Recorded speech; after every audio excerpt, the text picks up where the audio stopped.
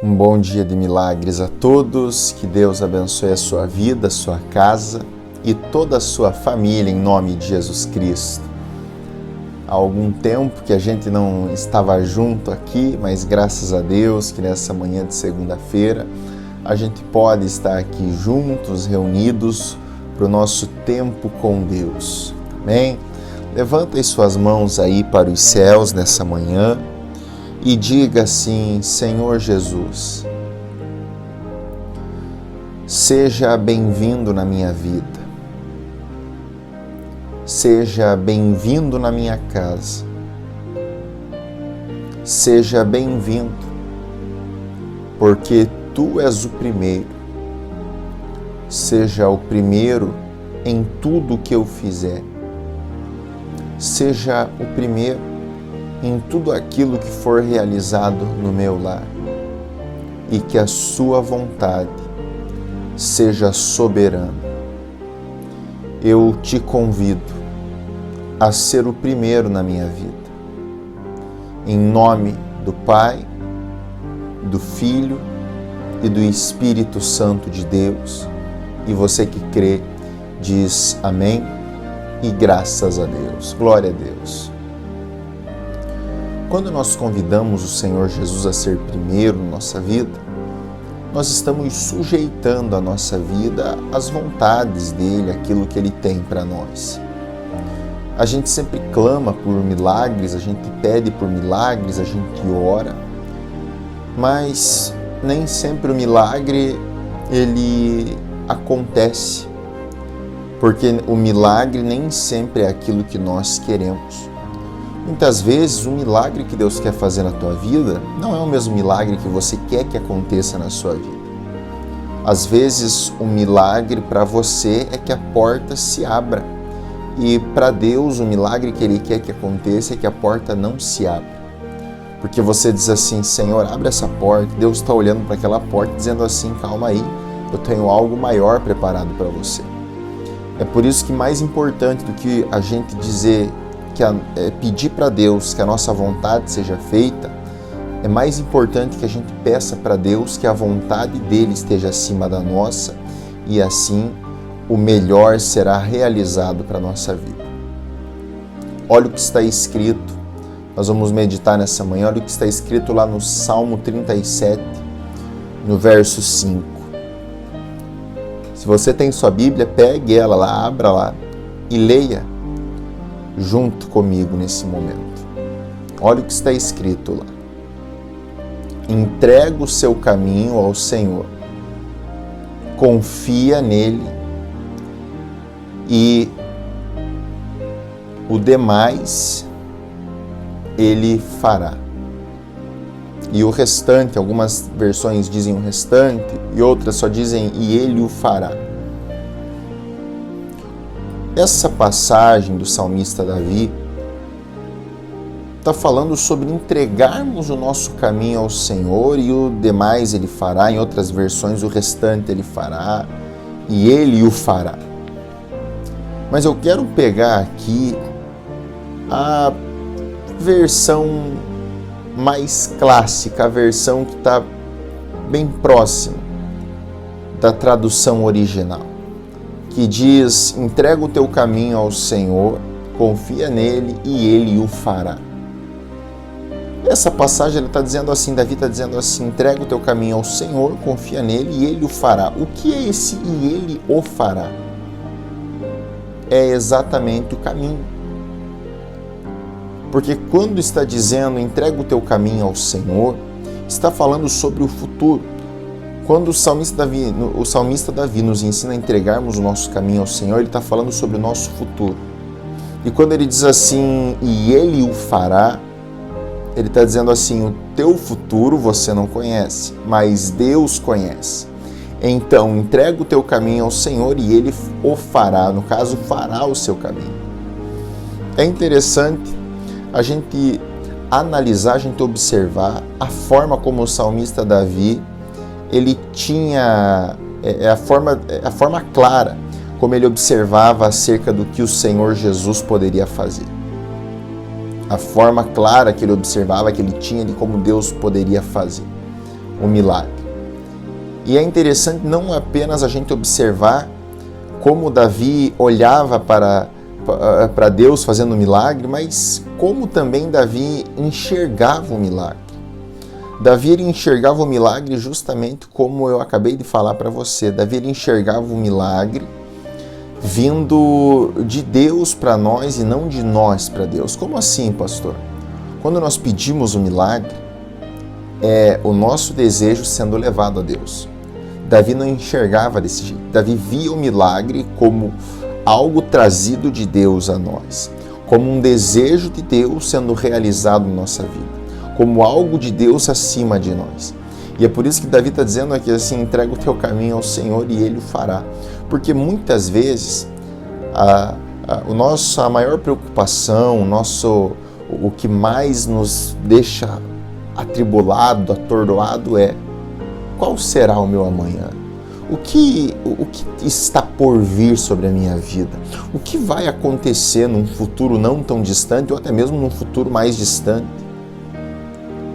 E quando eu fico com esse pensamento, logo eu paro de viver o meu presente.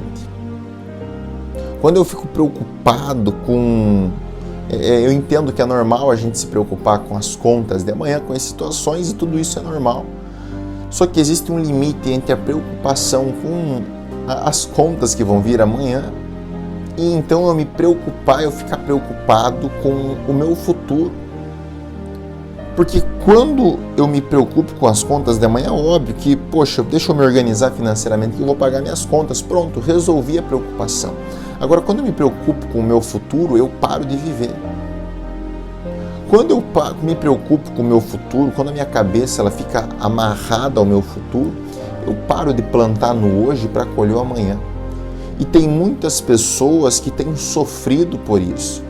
Porque ao invés delas entregar o caminho delas ao Senhor, é claro, fazer a parte delas, mas entregar o caminho delas ao Senhor, e então prosseguir a sua vida, fazendo a sua parte, tendo a certeza, a convicção, crendo que o Senhor Jesus fará o seu caminho, não. Elas entregam o caminho delas a Deus com uma mão e puxam com a outra. Eu quero que você entenda isso. Quando eu entrego algo para alguém, eu já não posso mais me preocupar com aquilo. Quando eu entrego algo para Deus, eu não posso ficar pensando se Deus vai fazer a parte dele ou não. A partir do momento que eu começo a pensar se Deus fará a parte dele ou não, automaticamente eu estou colocando a minha fé em xeque. Então as preocupações que eu devia entregar nas mãos de Deus, logo eu já estou puxando ela para minhas mãos novamente. É por isso que quando o salmista Davi está dizendo entrega o teu caminho, ele está dizendo assim, deixa o teu caminho lá. Deixa o teu futuro nas mãos de Deus. Deixa o teu futuro lá. E eu quero que você me entenda, porque existe uma grande diferença entre eu confiar o meu futuro nas mãos de Deus e eu cruzar os braços e esperar que Deus vá fazer a minha parte. Eu entregar o meu futuro a Deus é eu plantar hoje e colher amanhã. Você sabe, quem trabalha na parte agrícola, quem trabalha com situações parecidas como essa, sabe que quando você planta algo, do tempo que você planta até o tempo de você colher, existe um processo. Existem várias etapas, várias fases, o tempo do adubo, o tempo disso, daquilo, o tempo que a terra fica um pouco mais seca, e daí a pessoa ela mesma tem que jogar água. Existem várias situações e condições que podem acontecer. Só que num reino espiritual, no reino de Deus, quando eu planto, eu estou plantando em uma terra invisível. Eu estou plantando num campo que eu não consigo ver. Eu estou plantando em uma área que os meus olhos eles não podem ter clareza daquilo, eles não podem ter luz, eles não podem ter clareza, uma luz natural, uma luz real quanto aquilo. A única luz que eu posso ter é uma luz espiritual, uma luz invisível. Mas enfim, eu quero que você entenda que quando o agricultor ele planta algo, do tempo que ele planta ao tempo que ele vai colher, ele tem todo um processo. E nesse processo que ele percorre, que ele vive, ainda ele sabe que mesmo ele fazendo tudo conforme deve ser feito, muitas vezes algo pode acontecer e aquela colheita pode dar errado. Só que uma coisa é certa, aquela colheita dando errado ou não, o broto, a planta que foi semeada ali, a semente que vai gerar aquela planta, aquilo que foi semeado ali vai sair, vai aparecer. Vai, de alguma forma, dar o trabalho para o agricultor. Porque mesmo que aquela plantação ela não cresça bem sucedida, o agricultor ele vai ter que ir ali para recolher, nem que seja para jogar fora, ou para fazer de adubo para outras situações, ou para fazer alimento para animal, ou para qualquer outra coisa. Mas enfim, de uma forma ou de outra ele vai ter que voltar àquele lugar, àquela raiz onde foi semeada aquela semente, e ele vai ter que recolher. Qual o benefício ou malefício que aquilo vai gerar é uma outra conversa, mas a colheita ali, ela vai acontecer. E quando a gente trata do reino de Deus não é diferente. Só que tem um porém. No reino de Deus, quando eu planto algo e eu sei que eu planto em Deus, eu planto confiando em Deus, eu fico tranquilo, eu fico em paz. Por que eu fico em paz? Porque eu sei que aquele que vai cuidar do meu plantio não dorme. Então, se eu planto aquilo que é bom, obviamente eu vou colher aquilo que é bom, sem a chance, sem o erro de eu plantar o que é bom, pensando assim, poxa, mesmo aquilo sendo bom, se o processo acontecer algo fora da minha imaginação, fora do que eu espero, vai estragar a minha colheita. Não. No reino de Deus isso não acontece. Por quê? Porque isso chama-se entregar o meu caminho ao Senhor, ou seja, eu estou fazendo a minha parte. Eu estou fazendo esse plantio, eu estou realizando esse plantio, eu estou fazendo a minha parte e eu sei que eu vou colher. Eu sei que eu semeei, agora eu vou colher. Por quê? Porque eu entreguei nas mãos de Deus. Quando o agricultor ele planta, é claro, alguns entregam nas mãos de Deus, mas vamos levar a grosso modo. Quando o agricultor ele planta, ele está confiando na força do seu braço. Ele está confiando na sua capacidade de adubar a semente, de preparar o melhor arado para a semente. Ele está confiando na capacidade técnica, na capacidade intelectual dele de realizar o melhor para a semente, para que ela floresça, para que ela cresça. Já com Deus é diferente. Quando eu planto entendendo que eu estou fazendo a minha parte, mas como eu estou plantando em um reino invisível, poderoso, porém invisível, eu estou plantando entendendo que eu estou fazendo a minha parte, mas a minha parte é até ali. Então, dali para frente, é necessário que eu entregue nas mãos de Deus, para que a minha colheita seja perfeita. Por quê? Porque eu plantei em um reino invisível. Eu plantei em algo que os meus olhos não enxergam. Eu plantei em algo que os meus olhos não podem ver, mas eu creio, eu tenho certeza que existe um Deus que tudo vê, que tudo pode e tudo cuida, e então eu planto tranquilo e em paz, porque eu sei que o plantio é opcional, o plantio é a minha parte, mas a colheita é obrigatória e a colheita é a parte do Todo-Poderoso. Entenda isso.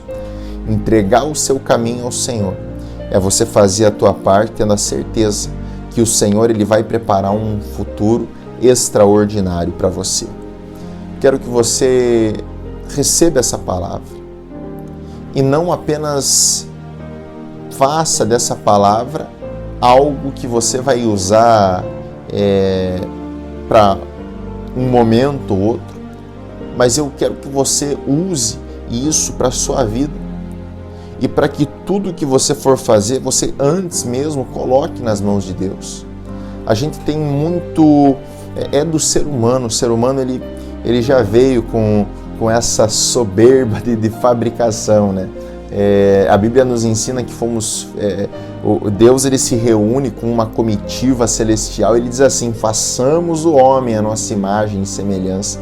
Então o homem ele já vem com esse orgulho, com essa coisa assim de eu posso, eu isso. Deus mesmo diz assim que ele faz o homem e depois ele diz para Adão e Eva: ó, dominem. Então o homem já nasce com essa coisa de dominador, e muitas vezes esse lado humano, esse lado carnal do homem, de dominador, de possuidor, muitas vezes faz o ser humano pensar que ele está acima de Deus. E por muitas vezes na nossa vida a gente coloca Deus em segundo plano. Então a gente pensa em tudo, a gente faz tudo, a gente planeja tudo, a gente calcula, a gente diz assim: não, vou fazer A, B, C, D, vou fazer tudo. E daí em último a gente vai perguntar para Deus se Deus aprova ou não. Ou às vezes nem pergunta para Deus, às vezes faz, depois que fez, e fala assim: poxa, agora que eu lembrei de orar para colocar nas mãos de Deus. E eu quero que você carregue isso para a sua vida. Tudo aquilo que você for fazer, antes coloque nas mãos de Deus. Quando você coloca nas mãos de Deus, você está entregando o teu caminho ao Senhor. Porque por mais inteligente que você seja, por mais sábio que você seja, por mais capaz que você seja na área que você atua, na área que você vive, por melhor que você seja, nós não somos perfeitos. Sinto lhe informar, mas você não é perfeito, eu também não sou perfeito. Muito pelo contrário, eu acho que todos aqui, de vocês que estão me assistindo aqui, de todos aqui, eu acho que eu sou o mais falho, o mais errado de todos. Só que o problema não está em a gente entender que somos errados.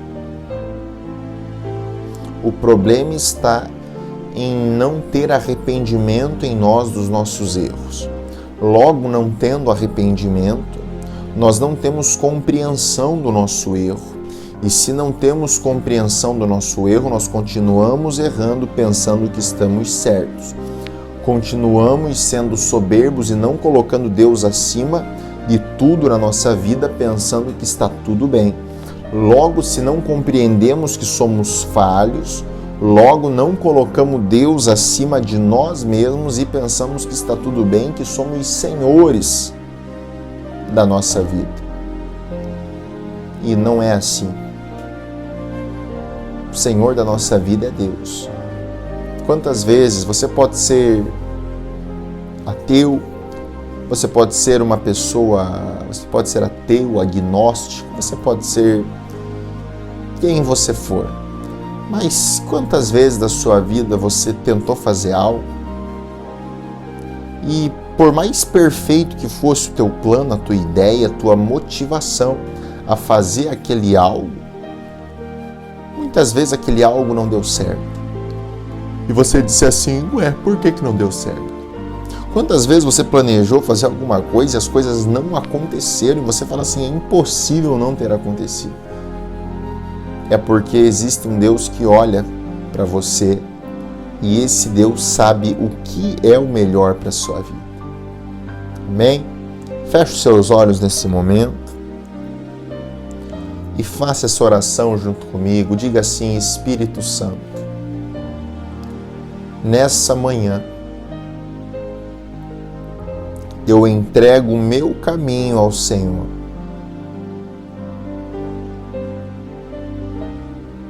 E peço, fique à vontade para realizá-lo como o Senhor deseja, como o Senhor bem entende. Repito, meu Senhor, a minha vida está nas tuas mãos.